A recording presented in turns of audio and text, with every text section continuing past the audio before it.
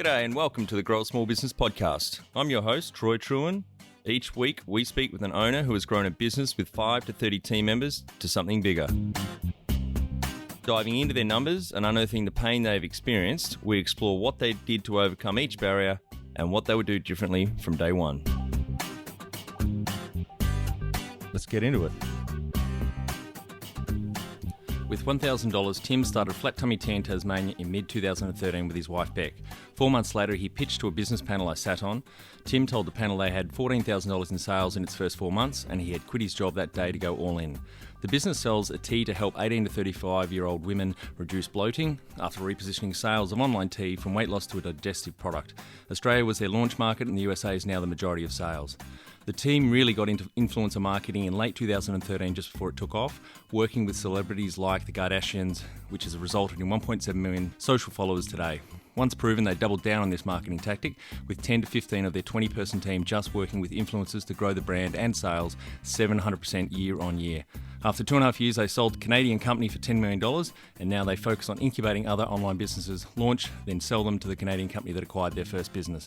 Believes the hardest thing in small business is the management of people. The bigger the business gets and faster the growth, the more important this and culture is. Advice he would give himself when starting out on day one is know your why, vision, and your exit number. Welcome everyone. Today I'm interviewing Tim Polmear from Founded Ventures. Thanks for your time today, Tim. No worries, Troy, and thanks so much for having me on. It's a real pleasure to be here.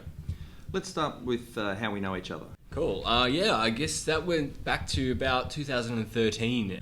I was pitching at a Startup Tasmania pitch event for my business Flat Tummy Tea, and you were on the panel of judges, and yeah, we got along quite well. You gave me some great advice at the time and saw some good potential in what I had, and we caught up afterwards, and I guess there and then blossomed a friendship, and I suppose over the first few years it was more of a mentorship, I'd call it. You had some amazing opinions and advice and gave a lot of time for me. So in the more recent years we've been catching up quite often, every month or two, just exchanging ideas and sanity checking a few new business ideas. Yeah. I think after that business panel, I was thinking about this the other day, my recollection was I said to you, obviously I've made a lot of mistakes in business and had some wins and successes, happy to catch up for a beer once a month and share those, but that I also didn't believe that your product was going to fly. I didn't really believe in it because I didn't know that space, and obviously we're going to hear today that you certainly proved me very, very wrong there. Yeah, I think most of the judges thought that, although somehow we ended up coming second in the pitch competition. Yeah, that's right, to the Biteable guys, and we'll hear it from James from Biteable very soon. So maybe tell the audience a bit about your business, I guess, what you're doing now, and then we'll circle back to Flat Tummy Tea. Okay, sure. These days I run a business called Founded Ventures. Founded Ventures looks for startup ideas, mostly in the e-commerce kind of space. It was kind of a natural progression after we sold our original e-commerce venture, Flat Tummy Tea, to a group in Canada, and these guys bought our business and wanted more like it, basically, and we created an engine that was able to find new startup ideas, develop a brand, develop a website for it, a product, everything, and basically sell it to those guys. So Founded Ventures really was created just to start up these new e-commerce ventures and sell directly just to one client. I think I remember one of our beer sessions saying to you that Flat Tummy Tea wasn't your business, that these online business models, you and Beck and the team are really good at marketing to especially the younger people online, and that is really what your business is. And then you guys obviously went on to exit Flat Tummy Tea and really focus on that. Definitely. I mean, the tea business that we developed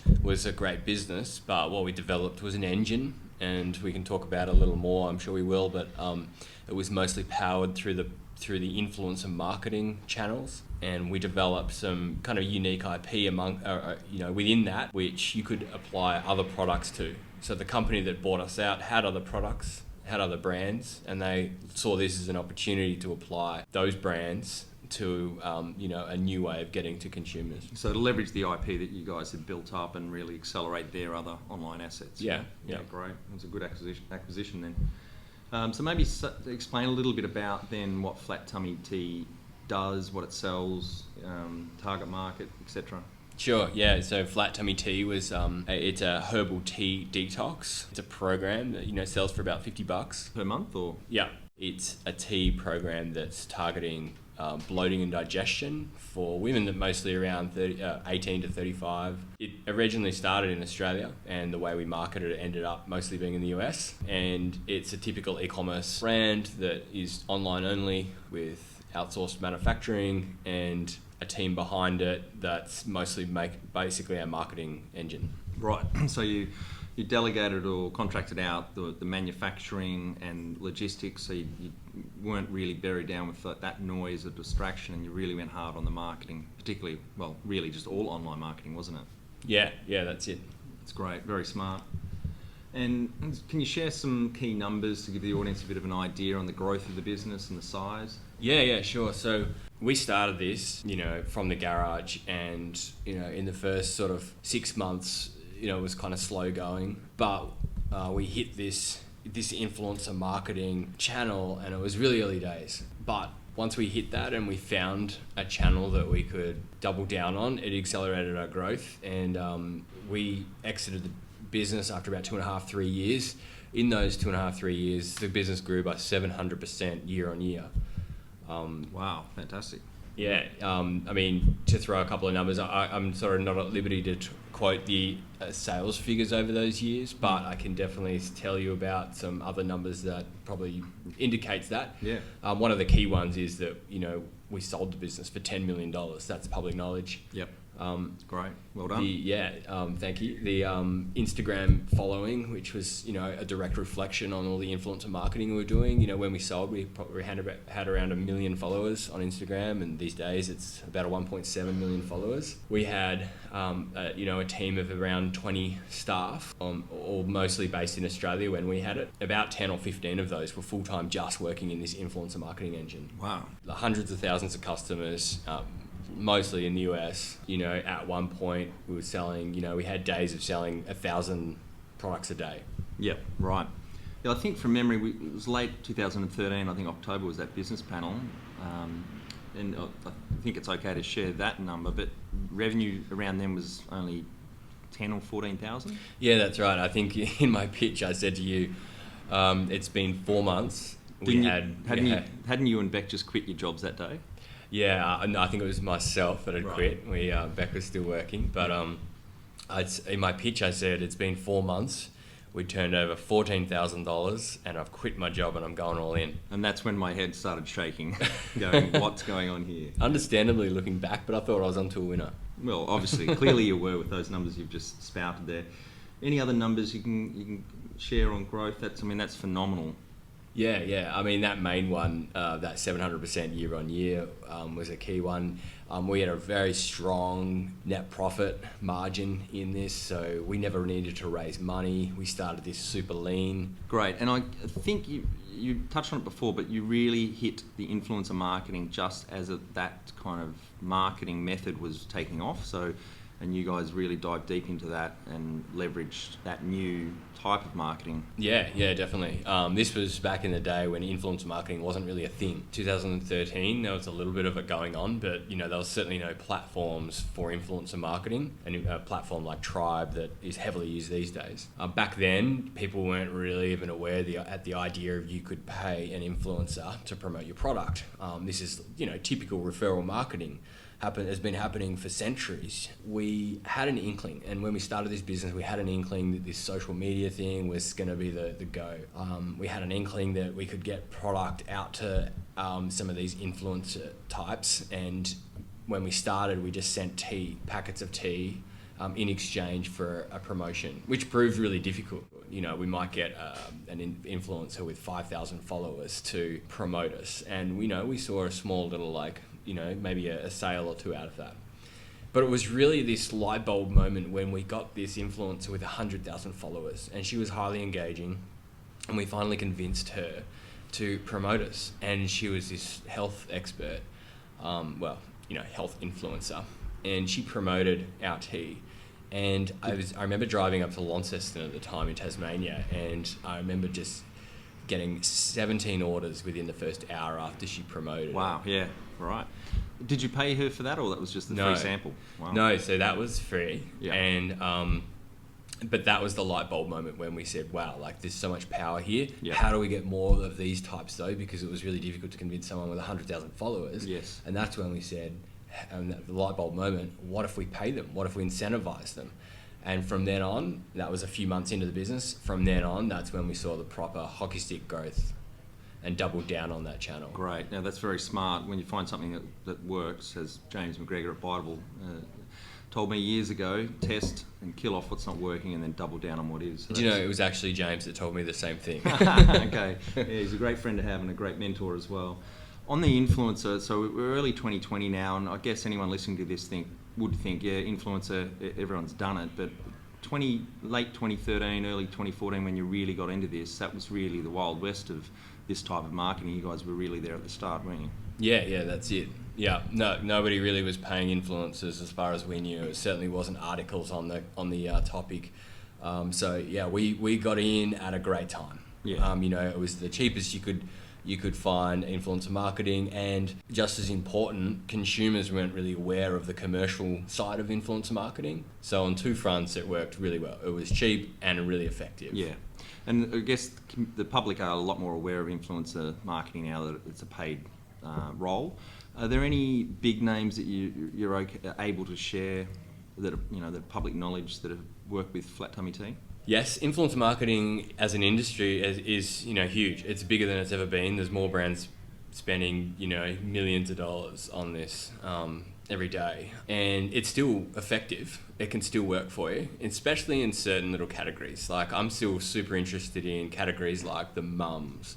There's highly engaging communities of mums out there that are still very effective. Same in the pet space. I'm super interested in the pet space. For the same reason. That's a huge booming industry, isn't it? Pets. Yeah. But yeah, some of the names, the big names that Flat Tummy have used, Flat Tummy have used all the Kardashians.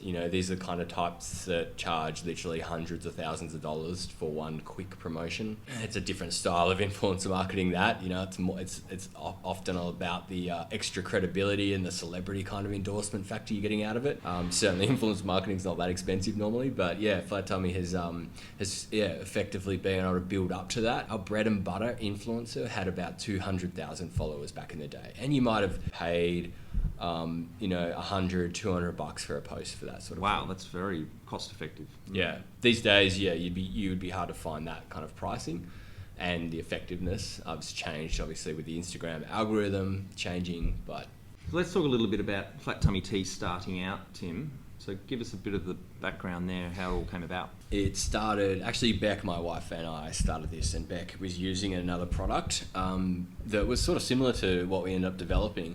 She had sort of digestion and bloating issues back in the day, and there was this other product, there was a couple of products out there similar to ours, a program that were kind of used as a weight loss kind of thing, and they were very much positioned as a weight loss tea. We totally didn't buy into that. But what we did buy into was Beck's natural use of these kind of products for bloating and digestion. And so we thought that was a great opportunity to reposition it in the market as a program for bloating and digestion, giving you that flat tummy kind of lighter feeling. So yeah, we just went out, we started at super lean, like I said, we literally had about $1,000. We went out to the local discount retailer for our packaging. We got clear plastic bags. We printed stickers ourselves on our own printers, basically. We went to a local pharmacy, naturopath kind of thing, and spoke to a bunch of those types to develop the recipe over time. Tested it on friends. People were liking it. It was effective, and it was effective for ourselves. And it really started from there. We whipped up a quick Shopify site that, we probably spent too long on, but even still, we had, I think from idea conception to launch, it was about 3 months. Great, that's impressive. And it was just you and Beck? You didn't have any co-founders, any investors? No, we didn't. No, it was just us. We didn't need any investment along the way. And we just sort of roped in a few friends and family to, in the first 6 months, especially first 12 months, as we grew.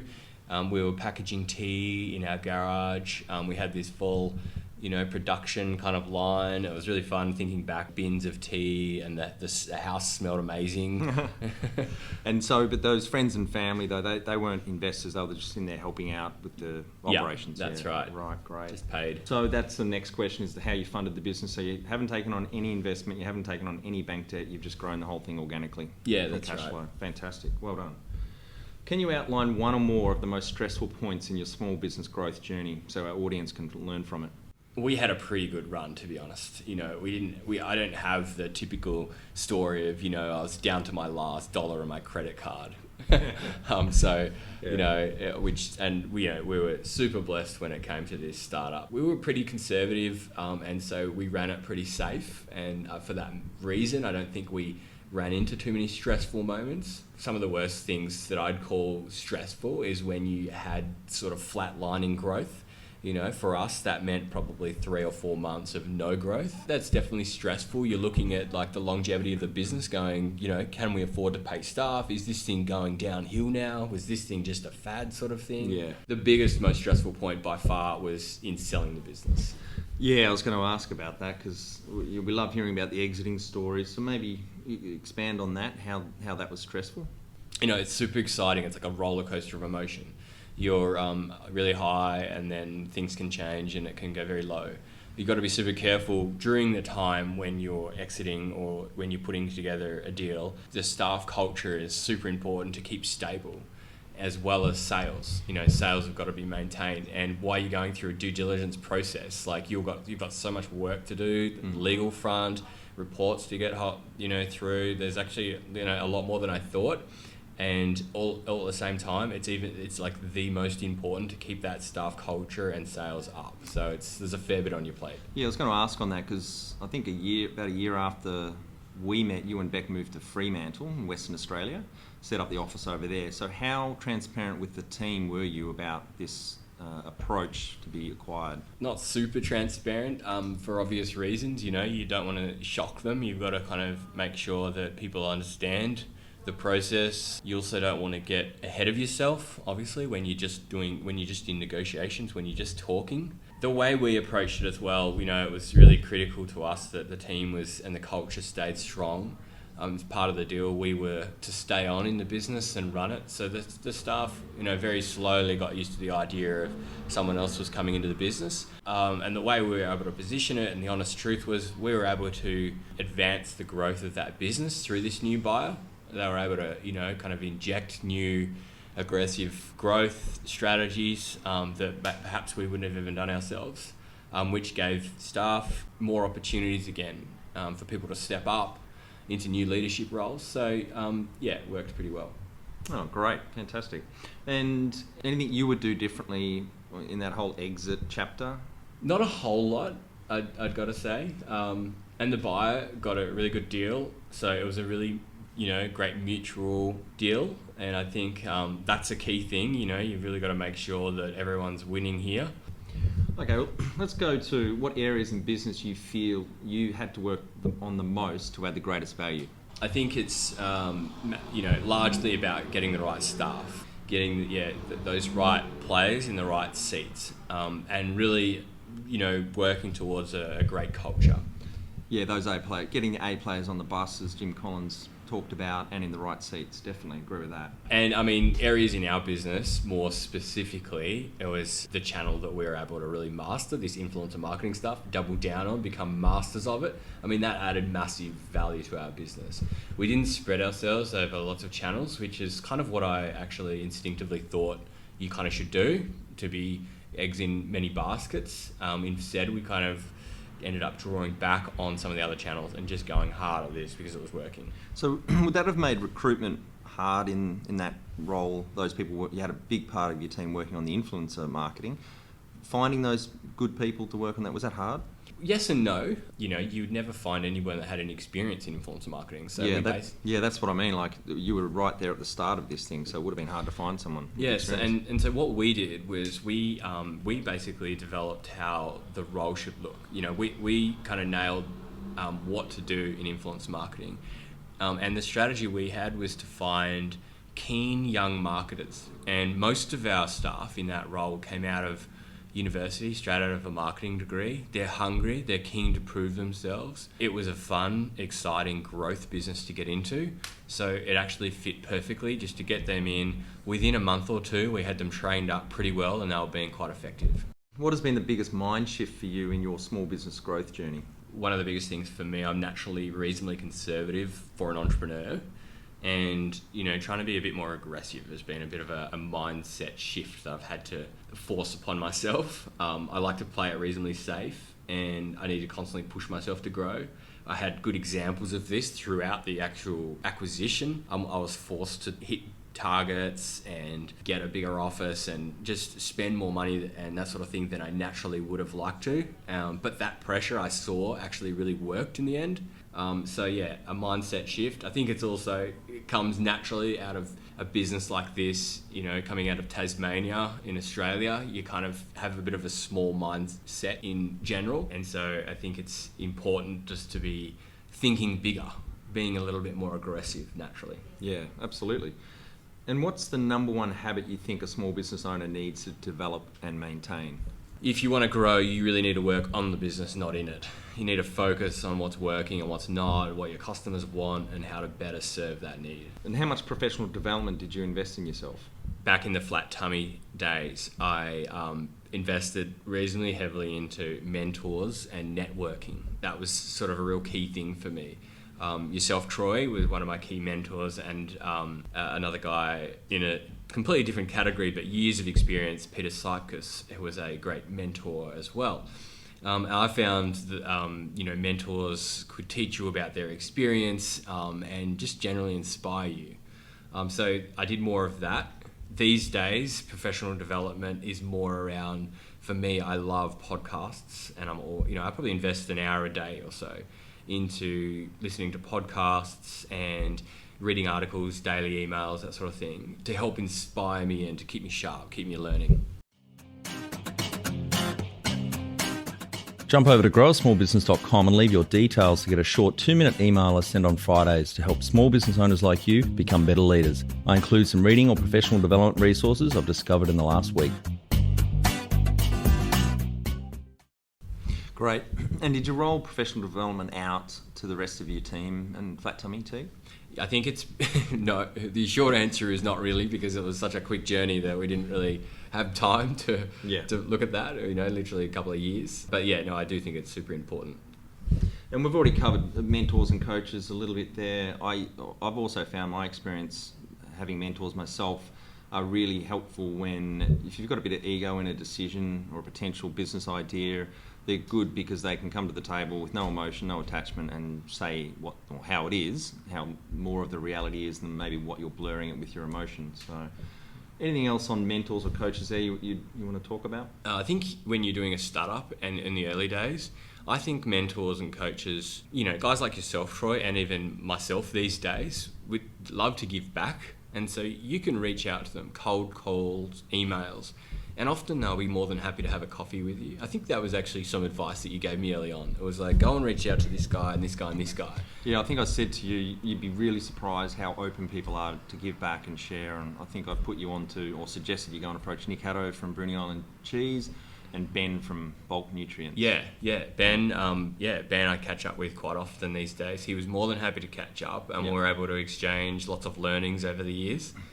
And for context, we should get Ben on the podcast, actually. It would be great if you could introduce me. Yeah. I read an article a few years ago on them, that they were Australia Post's biggest customer in Tasmania, and I think the article said they were doing over $1 million with Australia Post. Yes. So phenomenal, another great hidden success story here in Tasmania on the island. Online business, selling bulk nutrients.